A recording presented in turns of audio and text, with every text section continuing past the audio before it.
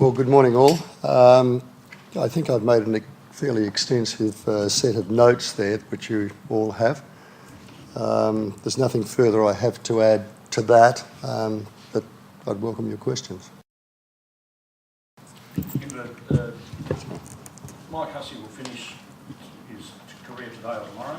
Was there any consideration given to him having an extended farewell, or do you think there's no room for sentiment?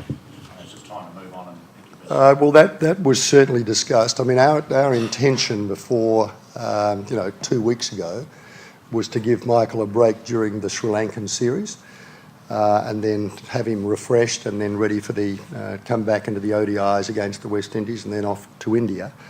Of course, things changed a bit last week. We've talked it over with Mike, but the overriding fact is what's best for Australian cricket, and we move forward, and we're very mindful of the 2015 World Cup. And we think these ODIs are very important in terms of players like Usman Khawaja and Philip Hughes and others having the opportunity being within the team and being in the ODI side rather than playing Big Bash League cricket, partly as a preparation for India, for those who are selected. So I think we've got to use those places for the future of Australian cricket. Next question, Phil. John, obviously Michael Clarke and Matthew Wade are they just going to miss the first two games, just rested from the first? Well, that's the intention. I mean, Michael, as you know, has been really struggling with a leg, and we hope that he'll be right by the third ODI, but that's not certain. But the intention is certainly to have Matthew Wade back for that. Just on Matthew Wade, is there any concern over his keeping at the moment? Look, he's a very talented cricketer, a very talented keeper and batsman. He's young, and we think he'll get better and better. And this has been the history of Australian cricket. I can go back to Rod Marsh starting in 1970-71, and he and Ian Healy and others, improved remarkably over the first couple of years. So we're certainly looking towards Matthew to improve. I think he's keeping well, but I'm sure that he's got good skills, and he'll keep better as time goes on. Daniel. John, how's the spin situation looking now as we get to the end of the Sri Lankan series and have India coming up? Are you clear on your options at the moment? Yeah, we're pretty clear on our options. I mean, we'd certainly wish to have a greater depth of quality spin bowlers than we have, but we've got a pretty clear direction as to where we're going in terms of India and beyond, yeah. Who's apart Well, from... look, I won't say now because we've got a pretty good options, but there are 2 or 3 players who we're considering to back up Nathan Lyon. And I mean, one of the things is we're certainly hoping that Glenn Maxwell develops as an all-rounder, as a batting all-rounder who bowls decent off-spin. And he's a very talented player who we think is likely to improve on a fairly steep incline. How close were you to playing him in this test match, and why didn't you play? Yeah, look, we were close to playing him.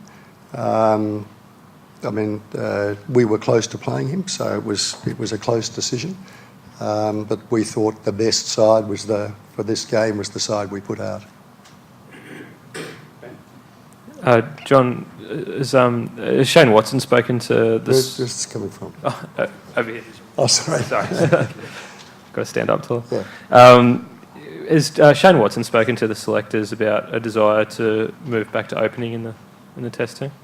Look, Andy Bickle, Michael Clarke, Mickey Arthur and myself had a long talk with Shane on the day before the Test, the 2nd of January, and we had a long talk and a thorough talk, and it was mostly devoted to his bowling and what he thought he could do and in the different formats. It wasn't, we didn't actually talk about batting position, batting order.